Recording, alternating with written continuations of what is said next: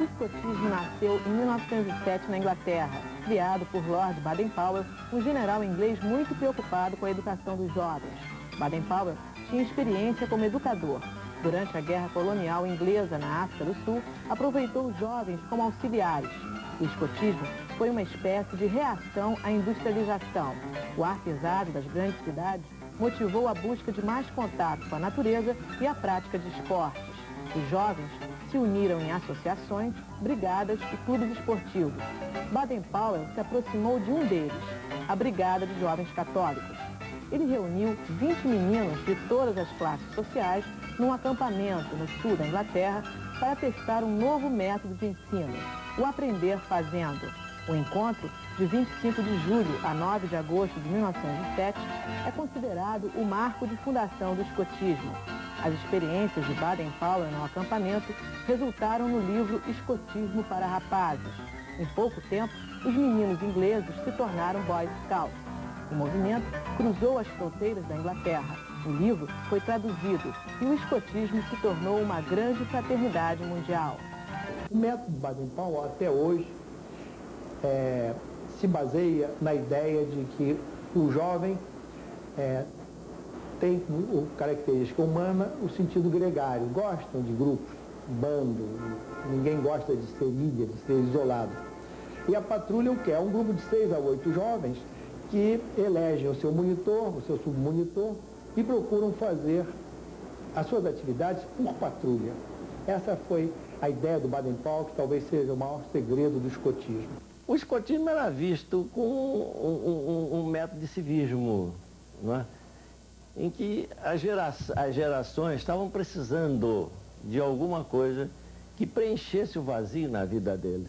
E nada melhor do que noções de civismo, de patriotismo, de serem úteis a alguma coisa na vida, não é? E o escotismo tem isto, ele ensina muita coisa.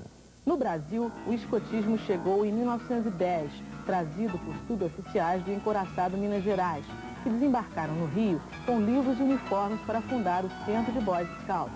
Aqui está a antiga casa, que ainda existe, Chichorro, na Rua do Chichorro, no 13, onde foi introduzido o escotismo no Brasil, com aqueles suboficiais da Marinha. Foi colocada uma placa em 1960 e depois agora colocamos outra placa com o comemorativo dos 80 anos. No disso também, o Centro de Boy Scouts, pouco tempo, sumiu do mapa. O escotismo tem alguns princípios básicos: a honra, a lealdade, o auxílio, a amizade, a cortesia. A nossa honra vale mais do que a nossa própria vida, não é? Nós temos que ser leais para com Deus, para com a pátria e como para o próximo. E eu justamente lidava com o próximo. Eu pensava primeiro no outro. Então vamos ver a promessa escoteira. Prometo pela minha honra fazer o melhor possível, para cumprir o meu dever para com Deus e a pátria. Ajudar o próximo em toda e qualquer ocasião, obedecer a lei do escoteiro. Vamos ver a lei do escoteiro. O escoteiro tem uma só palavra, sua honra vale mais do que a própria vida. Muito oportuno nos dias de hoje. O escoteiro é leal. O escoteiro está sempre alerta para ajudar o próximo e pratica diariamente uma boa ação. O escoteiro é amigo de todos, irmão dos demais escoteiros. Ora, universalidade disso. O escoteiro é cortês. O escoteiro é bom para os animais e as plantas. O escoteiro é obediente e disciplinado. O escoteiro é alegre e sorri nas dificuldades. O escoteiro é econômico e respeita o bem alheio. O escoteiro é limpo de corpo e alma. Prometo pela minha honra fazer o melhor possível para cumprir meus deveres para com Deus e a minha pátria, ajudar o próximo em toda e qualquer ocasião, obedecer a lei escoteira. E sempre alerta. Sempre alerta. Sempre alerta. Sempre alerta. Sempre alerta. Sempre alerta. Uma vez na Índia, um enorme tigre rondava a selva em busca de alimento e viu o acampamento de um lenhador com a família. O assassino, o matador, aquele que trouxe a morte para dentro da selva. Shere Khan, o tigre. Escolhida a presa, nem reparou no chão em que pisava. Imprudente, perdeu a presa, queimou a pata e continuou com fome. A história do menino perdido na floresta inspirou Rudyard Kipling a escrever um dos clássicos da literatura mundial. Mowgli, o Menino Lobo, e também a Lord Baden-Powell, que aproveitou muitos exemplos da conduta de Mowgli para escrever o seu Manual do Lobinho.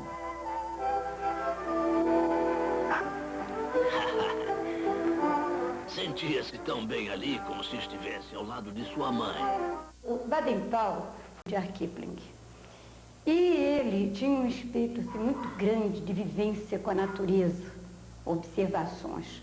E sentiu nesse romance de Rudyard Kipling a semelhança realmente que existe entre os animais que aparecem no romance e o ser humano. Os escoteiros adaptaram na prática muitas coisas de Mowgli.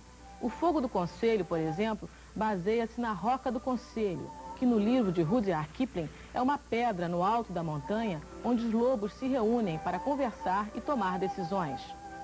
Depois de uma noite de acampamento, antes de terminar o acampamento, nós fazemos a reunião do fogo de conselho. O que consiste esse fogo de conselho?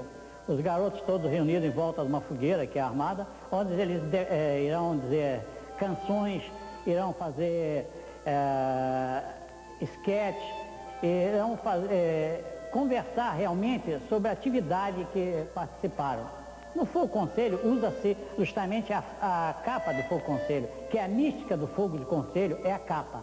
Isso é uma tradição no escotismo muito boa, porque entusiasma o garoto a fazer esse tipo de indumentária.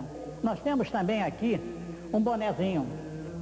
Eles também colocam esse boné, eles colocam todas as distintivos de atividades que participaram, que isso é um grande orgulho do escoteiro participar de uma atividade dessa. Então, essa tradição do Fogo Conselho marca muito ao garoto quando ele está no acampamento. É o que mais eles gostam, o Fogo de Conselho à noite.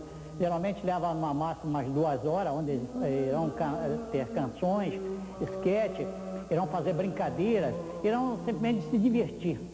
Aquelá, o lobo solitário, chefe do bando graças à sua força e astúcia, também foi introduzido no grupo escoteiro, além dos lobinhos e da alcateia. Aquelá é o velho lobo, né? Porque tudo é baseado na história da jungle e que cada chefe recebe um totem, no caso Balu, Bagheera, Kaa, Shio e outros animais da floresta. Qual é o papel do Aquelá? É aquele lobo mais experiente, mais desembaraçado, safo, iniciativas e com uma capacidade de liderança muito grande que levava a alcateia para os caminhos bons e para um ambiente feliz. Então, por isso, o chefe do lobinho é chamado Aquelá. Dentro do romance, tinha também Balu, é um urso pardo, e o comportamento desse urso era maravilhoso, muito sério, muito tranquilo, muito amigo, muito cheio de amor, mas muito firme. E ele ensinava para os animais na floresta as máximas de boa vivência na jungle. No início, o movimento escoteiro era um clube do bolinha. Menina não entrava, nem as irmãs dos escoteiros. Elas se acharam tão discriminadas que organizaram um movimento pelo escotismo feminino. Baden-Powell cedeu e fez a irmã Agnes adaptar o escotismo para as meninas. E assim foi criado o grupo de meninas guias, que mais tarde recebeu o nome de bandeirantismo. No Brasil, a Federação das Bandeirantes foi criada em 1919. Nosso processo educativo é voltado basicamente para o jogo, porque o jogo é a forma de você desenvolver a sua imaginação, a sua criatividade e toda a sua energia. Então nós trabalhamos na área da convivência com a natureza, com toda uma programação voltada para campismo, como também para a preservação do meio ambiente, né? Amor e preservação ao meio ambiente. A nossa mística, ela é voltada para o símbolo, para o canto, para manifestações de práticas que são muito particulares do movimento bandeirante. E isso a gente preserva até hoje, que é a forma de preservar a história e também a motivação interior do indivíduo. Porque o movimento bandeirante se preocupa em trabalhar com essa interiorização do indivíduo. Ele é um movimento humanista, então ele não pode desprezar essa manifestação, a emoção do ser humano.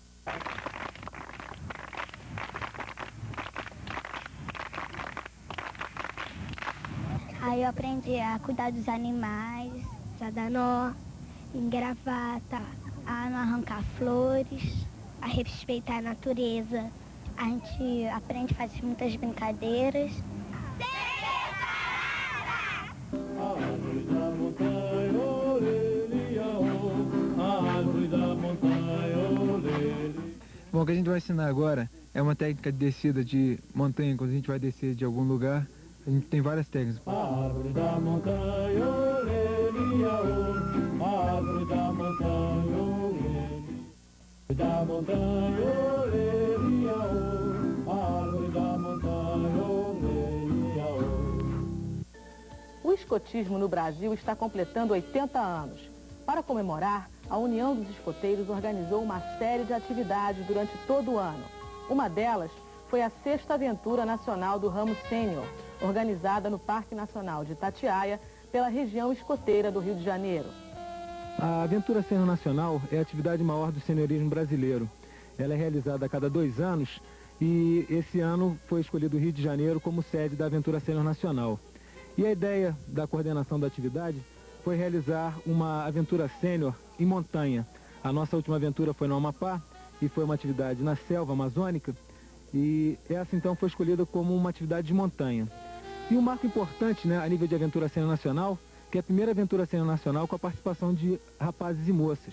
Né? Como vocês devem saber, o movimento escoteiro se tornou, a partir de 77, um movimento misto, começou as experiências a nível de escotismo misto, coeducativo, e hoje nós temos todos os ramos do movimento escoteiro, desde o Lobinho até o ramo pioneiro, com a participação de meninas.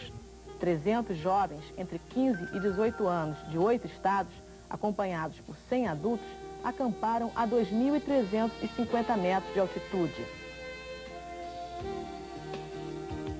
O frio não assusta o escoteiro, mesmo que a temperatura chegue durante o dia a 5 graus positivos.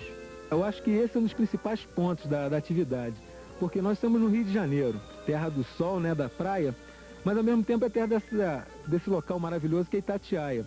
E certamente isso é um dos principais temperos dessa atividade. A oportunidade, de repente, que o pessoal pensa, é pegar uma neve, porque aqui, né, em 85, em 87, nevou, nós estávamos em atividade nessa época também, nós pegamos 13 graus abaixo, eu estava com a equipe lá do meu grupo, com a tropa de sêniores e a tropa de guias do nosso grupo, fazendo a primeira atividade aqui. Nós pegamos 13 graus abaixo, né, de zero, numa das noites. E era uma noite belíssima, cheia de estrelas, sem nenhuma nuvem, o céu maravilhoso. E quanto mais limpo tiver o céu, mais frio vai fazer. Né? Isso é certo. E hoje, certamente, a gente vai pegar um frio interessante. Se olhar o céu, a gente vai ver. Vai fazer um frio, hein?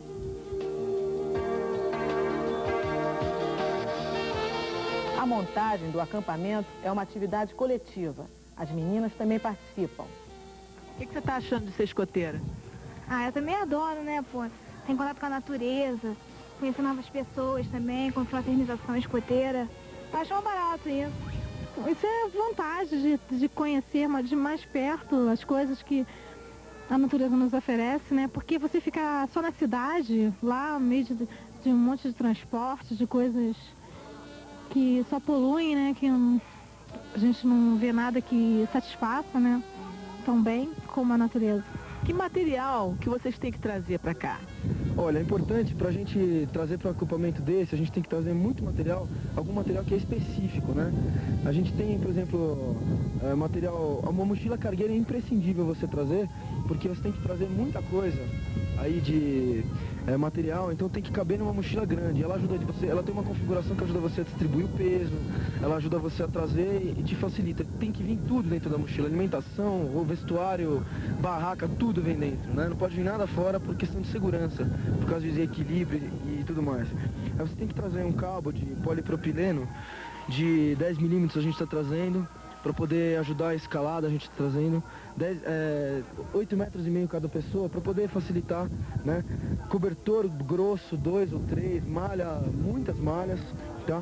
É importante você trazer fogareiro a gás, que aqui no Parque Nacional Itatiaia não pode ser acendida a fogueira, uma marmita, né, que a gente traz, porque ela é melhor do que um prato, que se você comer e sobrar comida, você guarda ela na mochila, o material de higiene todo, né? E roupa, muita roupa quente, 3 ou 4 calças de agasalho, uma calça jeans, bermuda um pouco e malha, assim, 4, 5, 6 malhas, um casaco grosso, bastante, um saco de dormir grosso também, de preferência, para você poder enfrentar o frio durante a noite, que não é uma coisa fácil não, né?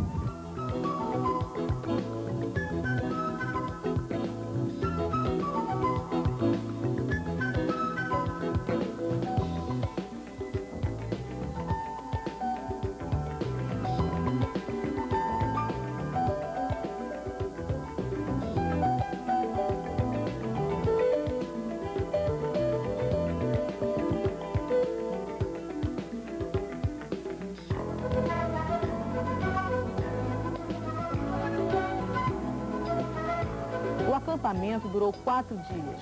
Durante esse tempo, eles fizeram caminhadas ecológicas, escalaram montanhas e aprenderam novas técnicas escoteiras. Bom, o que a gente vai ensinar agora é uma técnica de descida de montanha. Quando a gente vai descer de algum lugar, a gente tem várias técnicas. Pode descer de rapel, que vocês vão aprender naquela base. Pode descer de mosquetão, de 8. O que eu vou ensinar agora é um jeito simples de descer com mosquetão. É o método UIA de descer. É o seguinte, vocês olham primeiro, prestem atenção, depois cada uma faz também. Você dá 2 voltas aqui, passa o mosquetão aqui dentro e aqui. Vai ficar assim, o mosquetão. Você tem um budrê que está preso em você, certo? Que você vai usar, tem uma fita que está presa nesse mosquetão. É nesse mosquetão que você dá a volta. Você controla o seguinte, desse jeito. Quando você está descendo, alguém segura essa ponta. Essa corda está vindo lá de cima, certo? Então você está descendo com o seu budê preso no mosquetão e quando você caça isso aqui, o mosquetão não desce. Quando você folga, aí você vai controlando a folga dele e vai descendo devagarinho.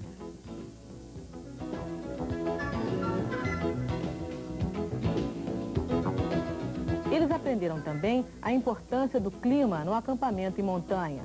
Animais tranquilos, animais espalhados, os sapos não estão calados, a fumaça da fogueira de vocês se eleva. Então isso é um indicativo de bom tempo. A alimentação também é fundamental em montanhismo. O cardápio não é muito variado, mas pode ser bem saboroso.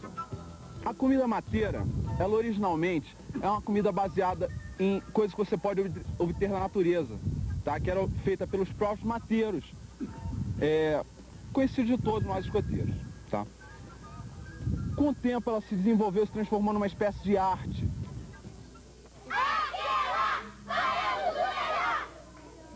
As atividades em montanha são feitas por escoteiros mais velhos, do ramo sênior, entre 15 e 18 anos de idade, mas todos realizam uma série de outras atividades. O 15º Grupo Escoteiro Martim Afonso, de Niterói, que reúne escoteiros de todos os ramos, fez um dia de atividades num sítio em Pedotiba. Os mais jovens cantaram... Ele pedia, que noite aquela, em que desceu mil nomes pra cada estrela. Que noite aquela, em que desceu mil nomes pra cada estrela. Fizeram brincadeiras ao ar livre. Que desceu o morro para procurar o seu rabo que perdeu. Realizaram exercícios físicos.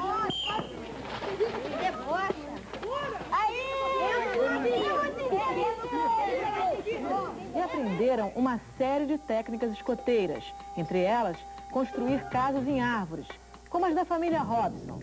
A ideia de fazer uma casa como essa, ou fazer uma ponte, alguma coisa assim, é superar um desafio, né? Um desafio físico e levar a organização, porque eles fazem isso sem a chefia até dá um apoio, mas eles se coordenam, eles têm um monitor, né, que é um líder na patrulha, e um monitor que vai coordenar todos os trabalhos. Os mais velhos fizeram uma ponte sobre um açude.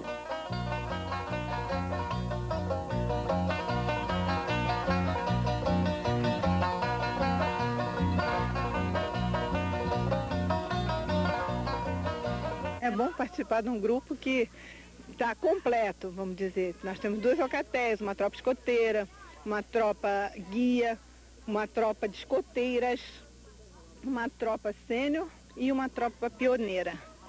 Então, a gente vê a criança, muitos que foram meus lobinhos, hoje são escoteiros e outros que são sêniores, sabe? Outros já estão chegando a pioneiros e passaram também pelas minhas mãos. Então, é um negócio assim super gratificante a gente ver a vida fluindo através das nossas mãos e saber que a gente contribui um pouquinho para a formação de um garoto. Lobinho é um tipo de um divertimento, é interesse meu, porque a gente aprende a fazer nós, acampamento e um monte de interesses.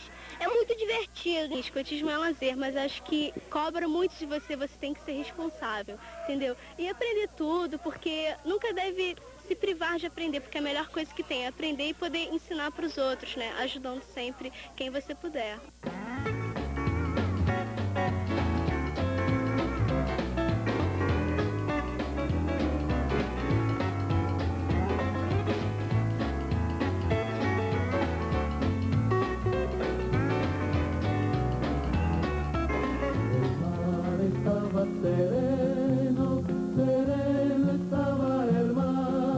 Agora, avante por igual. Vambora, vamos puxar água. El mar estava sereno, sereno estava el mar. Mar estava sereno, sereno estava el mar. El mar estava sereno, sereno estava el mar.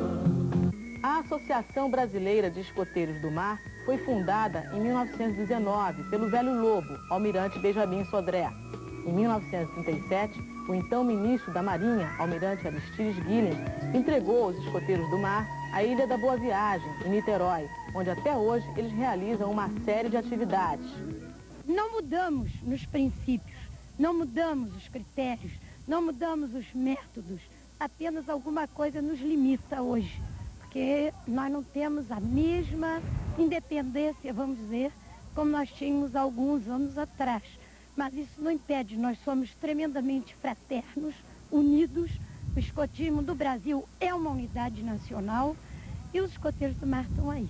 Hoje, o escotismo é um desafio muito grande, que nós fazemos uma promessa. Talvez vocês já tenham até aí conhecido, expandido e divulgado. Muito bonita. E para o jovem de hoje é um desafio poder cumprir essa promessa, cumprir as leis que não nos bitolam, dão uma abertura de comportamento muito grande, de comunidade, de vivência, de serviço ao próximo, mas há uma disciplina. Você vai fazer um acampamento, que antigamente só quem acampava era escoteiro, e hoje tem muitos grupos acampando, e o escoteiro tem uma disciplina de acampamento. Tem uma maneira de montar uma barraca, tem que fazer uma série de coisas que são princípios básicos do escotismo. O escotismo do mar tem alguma outra diferença assim, fundamental do resto do escotismo? Nós acrescentamos esse conhecimento do mar, na superfície, meia profundidade e muita profundidade. Um por todos, todos por um. O lema dos Três Mosqueteiros é também palavra de ordem para os escoteiros do mar. Se a terra firme é um aprendizado difícil para o escotismo, o mar é uma aventura perigosa para quem não conhece os seus segredos. Um nó bem feito pode garantir a segurança no barco. O mais importante para mim é o laje guia, mas qualquer outro, dentro do momento que ele precisa ser aplicado, é importante também. O laje guia tem até o apelido de rei dos nós. Por quê? Porque ele tem uma segurança muito grande, é um nó que se emprega em salvamento. Ele faz essa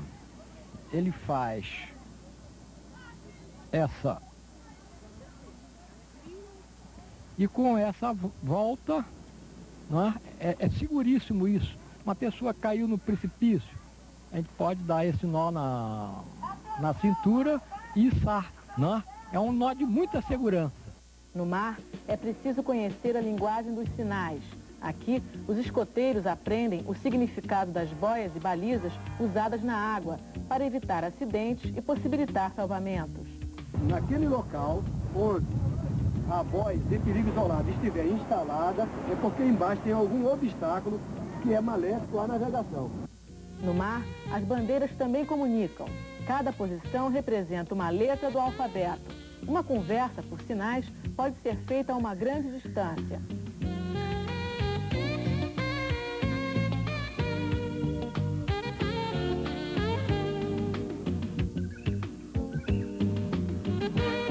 Outra coisa que os escoteiros aprendem no mar é a importância de ter iniciativa. Eles realizam exercícios físicos para treino de força e precisam saber ganhar e perder. É um jogo que demonstra equilíbrio, noção de equipe e também de força física. Então nós procuramos sempre equilibrar as meninas, equilibrando em número com os rapazes e assim por diante. O objetivo, muitos conhecem o funcionamento do cabo de guerra, é exatamente uma equipe tentar puxar a outra, demonstrando mais força física.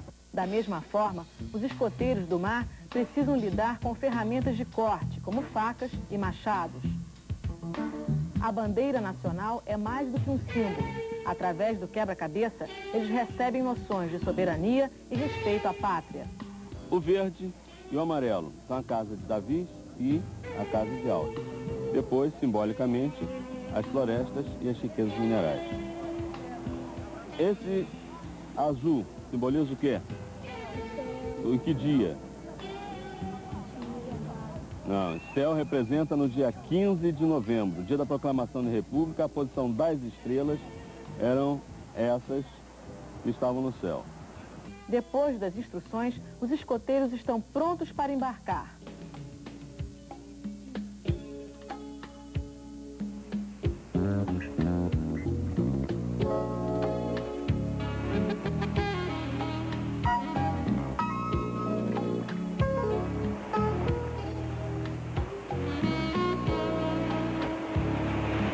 Essa atividade, para os garotos, é uma atividade que os escoteiros realizam com a finalidade deles aprenderem a conviver com a natureza. Tem um adestramento marinheiro que principalmente dentro da nossa modalidade de mar, nós herdamos da Marinha os conhecimentos e procuramos transmitir esses ensinamentos para todos os jovens, né? Se torna um pouco mais difícil um escoteiro do mar, porque a modalidade exige, além dos conhecimentos náuticos que ele precisa de ter para ele poder embarcar, ele precisa também dos outros conhecimentos do escotismo básico, que são as pioneirias. Quer dizer, o escoteiro do mar, ele tem que saber a modalidade dele e as outras modalidades também. O que está me impressionando aqui é uma menina estar participando aqui dessas atividades, remando com todo mundo. Isso é natural? É natural, porque as moças, elas têm a mesma capacidade que os rapazes. Não tem inferioridade, dizer que é a moça, que não pode participar, não. A coeducação existe, as moças e os rapazes, nós passamos de atividades juntas. Agora, existem algumas restrições, naturalmente, em determinados momentos que não podem serem feitas, né? Por que você resolveu ser escoteira? Sei lá, eu gosto de aventura, de passear no mar, principalmente escoteira do mar, que eu gosto muito. O que é preciso para ser uma escoteira? É só gostar, né? Ter vontade, gostar de aventura, gostar de passear, do ar livre, de passeio, caminhada. Gostar dessas coisas assim ao ar livre. Avante, bom bordo! Agora, avante por igual! Agora, vamos puxar água! Remada longa e forte!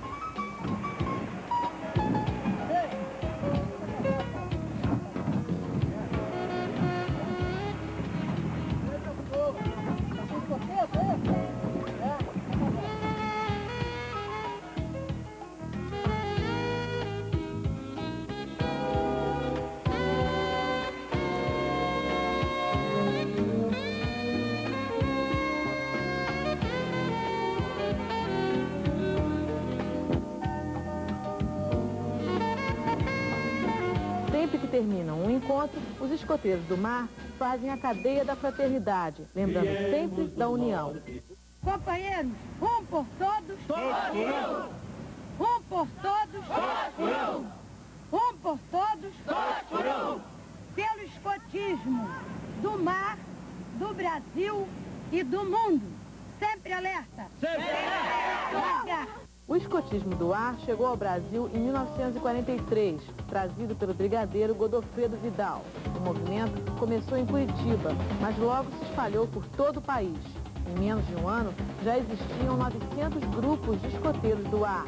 Um dos mais antigos, o Baden Powell, acampou na Fazenda da Aeronáutica, no Rio, para um final de semana de atividades. O tempo não ajudou, mas os escoteiros se divertiram.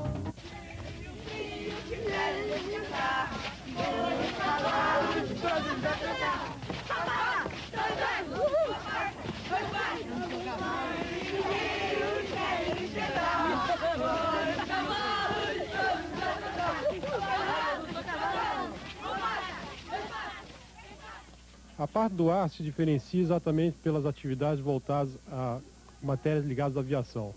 Não só a criança aprende desde a sua primeira idade, como o Lobinho, de 7 a 11 anos de idade, a trabalhar com aeromodelos tipo elástico, propulsão elástica, como na evolução da idade ele chega até a conhecer mecânica de aviação, segurança de aeroportos, ele tem até a oportunidade de conhecer alguma coisa sobre aviação na prática, que seria o voo no ultraleve, né?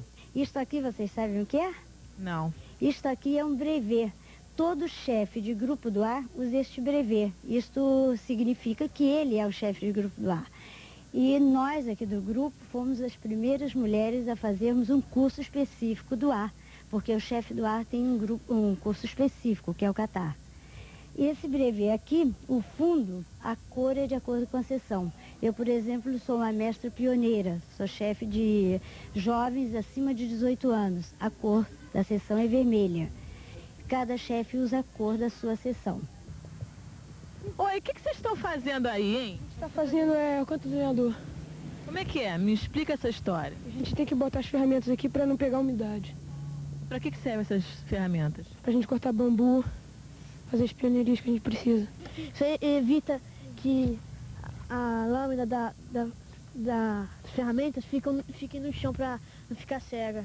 Por que você escolheu ser escoteiro do ar? Do ar? Porque eu gosto mais de aviões, de piloto assim. O que você já aprendeu dentro do escotismo? Aprendi a previsão do tempo, a fazer amarras para montar uma mesa, um tripé para a gente pendurar um lampião, montar um varal, montar uma barraca, fazer vários jogos também, a lidar com a floresta assim, quando a gente estiver perdido. Como é que entra a prática de ultraleve dentro do escotismo? Veja bem, o nosso grupo de escoteiro é um escoteiro do ar, né? E como escoteiro do ar, nós temos que preparar os meninos para desenvolver atividades do ar. E a primeira atividade que realmente envolve o ar seria o ultraleve, seria uma primeira para depois entrar em piloto privado, em avião realmente, né? Então o ultraleve entra no grupo numa formação básica de pilotagem, né? De navegação, de conhecimento de vento, posição de biruta, saber se pode voar como hoje você está vendo que a biruta, se você mostrar ali, a biruta está bastante trêmula, né? Então hoje é um dia ruim para voo. Então uma preparação para os meninos para que eles comecem a entender o que se passa no ar, porque no chão é fácil, né?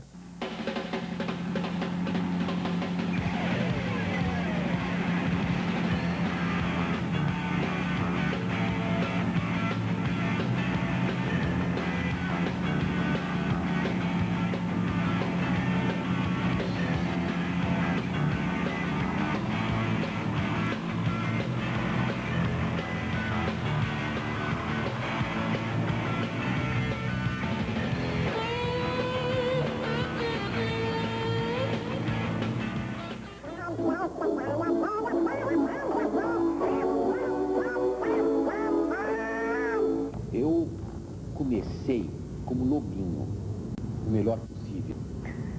Atenção! Vamos perder a corrida!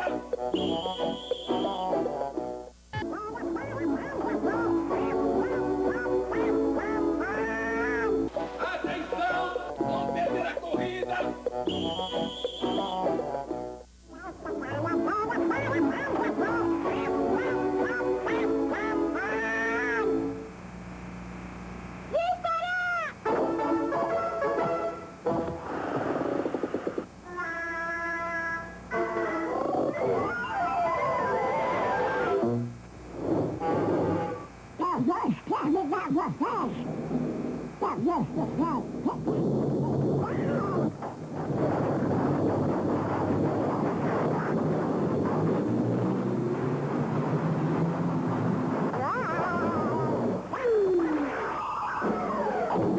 Coitado do Pato Donald. Também, se ele fosse mais esperto, não teria entrado nessa e desafiado os sobrinhos escoteiros.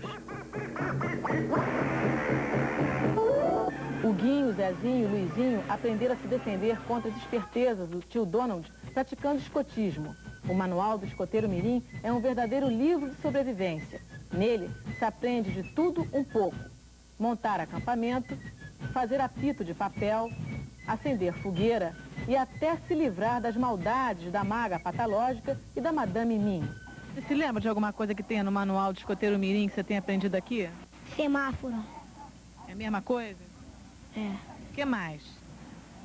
Aí é coisa grande mesmo. Nós, volta do fiel, volta fateixa, catal e etc. Os nós que tem lá, eu já aprendi alguns. Volta de fiel, nó direito, esses tem lá, eu já aprendi. Lá estava escrito no manual que é para escoteiro, eu já aprendi em Lobinho. Foram colocadas ali ideias muito válidas, práticas, interessantes. Modificou um pouco o sentido do escotismo propriamente dito, mas não a ponto de trazer prejuízo. Tanto que também ele não chama Manual 2 Escoteiro, Manual 2 Escoteiro Mirim, e faz lá o tio Patinhas e os outros todos, né? Aquela turma ótima, eu acho que é muito sábio. Túlio! Henrique! Atenção! Vamos perder a corrida!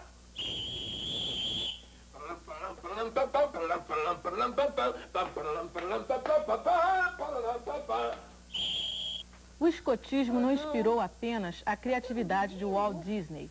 A novela Cananga do Japão, da Rede Manchete, mostrou na telinha, com bom humor, a aventura do escoteiro Epílogo, vivido por Rubens Correia. O importante é manter o corpo sempre alerta, sempre alerta. Devemos temperar o caráter a ferro e fogo. Disciplina, perseverança, saúde física e espiritual. É dessa matéria que se forjam os grandes homens. Bom dia. Bom dia. Bom dia. Bom dia. As meninas vão ficar dormindo até mais tarde. Aqui em casa acordamos todos cedos no Mirinha. Não é, amado? Mesmo aos domingos. Desde pequenos, meus filhos acordam sempre às 7 da manhã. Todos os dias eu dou o toque de alvorada. Os hóspedes não são obrigados a acordar cedo, mas minha família é. Sempre alerta no Mirinha. A grande novidade que teve para mim o papel do epílogo era justamente a pluralidade de possibilidades no campo da interpretação. Ele era uma figura com um lado todo meio escuro, às vezes sinistro mesmo, que sempre com o decorrer da ação a gente descobria que era um sinistro gaiato. Ele era, digamos, em certas fases, um monstro que escorregava numa casca de banana, sempre. Então, dentro de todos esses claros escuros que o papel me propiciou de executar, assim como linha de interpretação, havia o escotismo. E o escotismo nele era o grande sol da vida dele. Era onde ele, nas melhores fases, ele se esquecia de toda essa escuridão que cercava ele, toda essa reação no meio de uma pessoa, não digo frustrada, mas amarrada a preconceitos, a toda aquela moralidade dos anos 30, não é? E, de repente, no escotismo, ele reencontrava o amor pela natureza, ele reencontrava o entusiasmo pela vida, o entusiasmo pela saúde, pelos hinos, pelas excursões, pelo cultivo do corpo e do espírito, aquela coisa, o famoso mens sana in corpore sano. Ser lobinho ou bandeirante na juventude é uma experiência que deixa marcas na vida de qualquer um. Quem já foi, não esquece. Eu comecei como lobinho, o melhor possível. Me tornei depois escoteiro, sempre alerta. Porque minha irmã foi fadinha e bandeirante. E meu pai, com o brigadeiro Godofredo Vidal, foi um dos fundadores do escotismo do ar do Brasil. Eu era fascinado, porque o escotismo ali, eu não sei nem se existe o escotismo do ar ainda hoje, até gostaria de saber se existisse. Ele recebia até uma carteira da FEB, Federação dos Escoteiros do Brasil, e quando ele guiava carro, o guarda parava e mostrava a carteira, então assim, ô doutor general, desculpe, doutor brigadeiro e tal. E eu sempre amei muito escotismo desde garoto, porque eu fiz escola, assim, desde o Lobinho, né, usava aquela roupinha de Lobinho, e lia os livros do Baden-Powell e fazia o Fogo do Conselho. Eu acho que foi uma época muito importante, onde a gente aprendia a fazer nó direito, nó esquerdo, primeiros socorros. Era um tipo de educação que acho que todo jovem devia ter. Eu comecei sendo fadinha, que é a filhinha da Bandeirante, né? Que é quando a gente começa pequenininha. Na época eu era filha única, as minhas irmãs só nasceram muito tempo depois, e o fato de virar fadinha, depois voar para Bandeirantes, então foi muito importante para mim. Eu morava em Juiz de Fora, Minas Gerais, o movimento lá era muito simpático, era uma chance também da gente conviver com as pessoas, de aprender a dar uns nós, de aprender primeiros socorros, de ter uma convivência em grupo e até de ter uma convivência com a natureza, apesar de eu não ser exatamente uma pessoa muito ligada à natureza. Eu defendo a natureza, acho que tem que preservar a natureza, mas eu sou muito urbana. Falar do bandeirantismo é falar de toda a minha juventude. Eu passei 10 anos em acampamentos, fazendo fogo no mato, criando... eu posso dizer que foi do bandeirantismo que veio a minha profissão de teatro.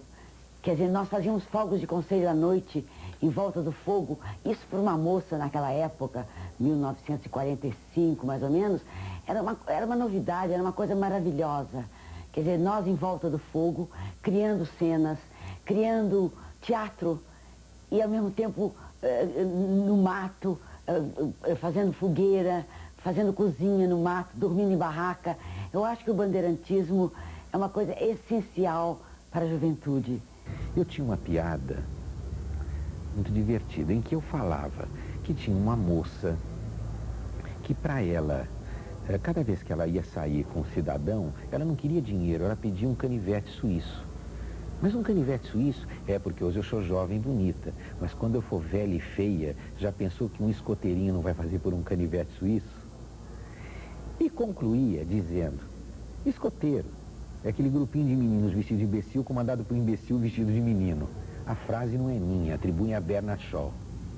Isto deu uma loucura, porque na porta da minha casa apareceram mais de 100 escoteirinhos com o chefe deles, vestidinho de calça curta, que hoje é muito gozado. Na época não era, parecia soldado inglês na África. E eles vieram protestar. Então, quando eu contei toda essa história, eles passaram, então, a me ter como um deles. Até me convidaram para o Fogo do Conselho, em que eu participei. A gente fazia acampamentos, acantonamentos. Eu nem sei se hoje em dia ainda se faz. Eu perdi o contato com o movimento. Mas as lembranças que eu tenho são ótimas. Eu fui fadinha, depois voei para Bandeirantes. Depois a gente tinha umas coisas que a gente ganhava, primeiros socorros. Eu esqueci o nome, vê se pode, um distintivozinho de feltro, esqueci mesmo. E a gente ganhava isso, e a gente fazia coisas em grupo, a gente ajudava. Me lembro de uma enchente em Juiz de Fora, muitos anos atrás, que a gente ajudou os flagelados como bandeirantes. Era uma coisa muito bonita, era muito... Sabe como é que é?